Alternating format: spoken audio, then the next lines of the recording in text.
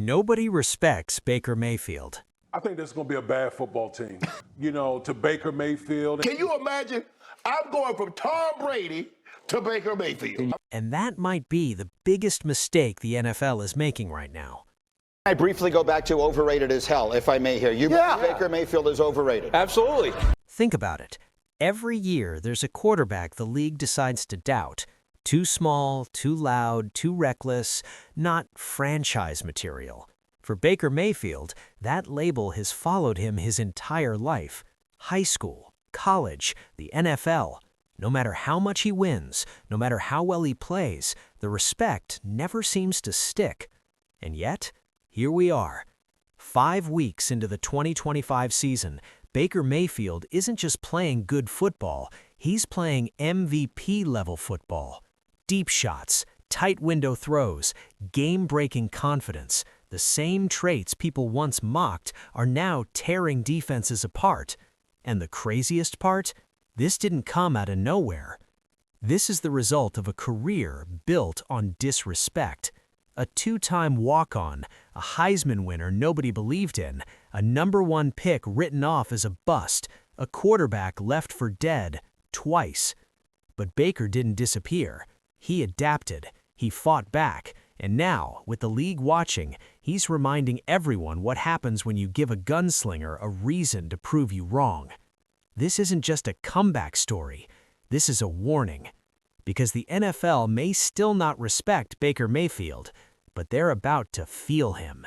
They told him he was too small, too loud, too emotional, and worst of all, not good enough.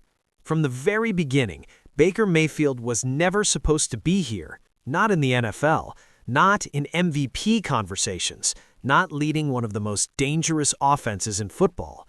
The league made up its mind about him before he ever got a fair shot. And that's where the story really begins. Because when you doubt Baker Mayfield, he doesn't fold, he loads the chamber.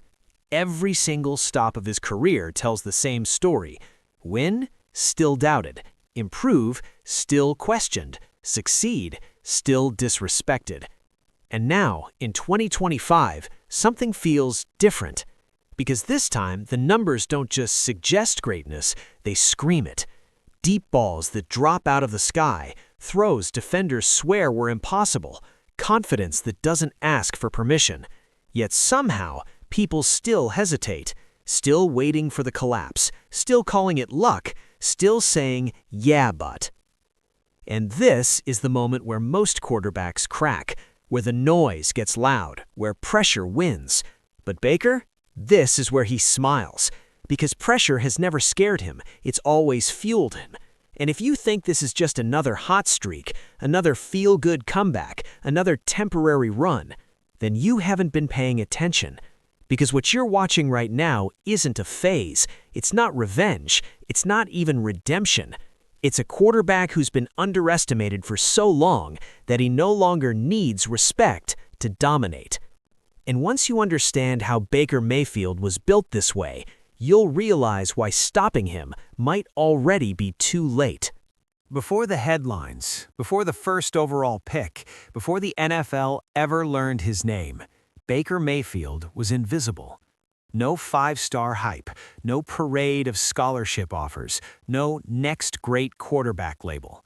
Just a kid with a chip so heavy it might have broken anyone else.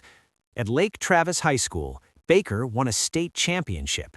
He threw for over 6,000 yards and 69 touchdowns. On paper, that's dominance. In reality, college programs barely blinked. Why? Too short, too small, too risky. So Baker made a decision that defined his entire life. He bet on himself. No scholarship, no guarantees. He walked on at Texas Tech, knowing every snap could be his last. And when he finally got his shot, he didn't survive, he took over. Named the starter as a walk-on, Baker played with urgency, like someone who knew opportunity doesn't knock twice. But football isn't fair, and just as quickly as he earned the job, it was taken away. Most players would have quit. Some would have transferred quietly. Baker did neither. He doubled down. He left Texas Tech and walked on again, this time at Oklahoma, the school he always dreamed of. But the rules made him sit, watch, wait, and listen to everyone say the same thing all over again. Not good enough. And that year on the sidelines, it didn't break him, it sharpened him. Because when Baker Mayfield finally stepped onto the field for Oklahoma, the entire country felt it. Not with hype, not with flash, but with pure belief. And from that moment on, the NFL should have known something dangerous was coming. When Baker Mayfield finally stepped onto the field at Oklahoma, he didn't ease in. He took control. Touchdown after touchdown, perfect throws, fearless decisions. Defenses didn't just get beaten, they got embarrassed. In his first season as a starter, Baker did the unthinkable. A former walk-on finished 4th in Heisman voting. Let that sink in. No hype machine, no 5-star reputation, just production that demanded attention. But attention has a price. The more Baker won, the louder the criticism became. Too cocky, too emotional, too much personality. And Baker? He leaned into it. He trash-talked, he celebrated, he played football like it meant everything. Because to him, it did. Then came the moment that split the country in half. Baker planted the flag at Ohio State's midfield. For some, it was iconic. For others, it was unforgivable. And in that instant, Baker Mayfield stopped being just a quarterback. He became a problem. Media panels questioned his maturity, scouts whispered character concerns, analysts started rewriting the story. Same throws, same wins, different narrative. And Baker responded the only way he knew how, with dominance. His final season at Oklahoma was surgical. Over 4,600 yards, 43 touchdowns, a completion percentage over 70%. History followed. Baker Mayfield became the first walk-on ever to win the Heisman Trophy. But instead of celebrating the achievement, the doubts grew louder. They didn't argue the talent anymore. They questioned the man. And that's when this story stopped being about football. Because when a quarterback proves he belongs and people still refuse to believe it, they're not evaluating you, they're waiting for you to fail. And Baker Mayfield was about to find out just how fast the league turns on players it never wanted in the first place. Draft night came, and against all the noise, all the doubt, all the warnings, Baker Mayfield went first overall. The same kid nobody wanted, the same walk-on they said wasn't mature enough, now the face of a broken franchise. Cleveland, a place where quarterbacks go to disappear. And at first, Baker did the impossible. He won. He broke the losing streak. He brought belief back. He took the Browns to the playoffs and won a road game in Pittsburgh. For the first time in decades, Cleveland had hope. But the NFL doesn't forgive mistakes, and it doesn't wait for injuries to heal. Baker played hurt, shoulder torn, body breaking down. His play dipped, and the narrative flipped instantly. Leader became problem. Confidence became arrogance. Fire became immaturity. Cleveland wanted an adult.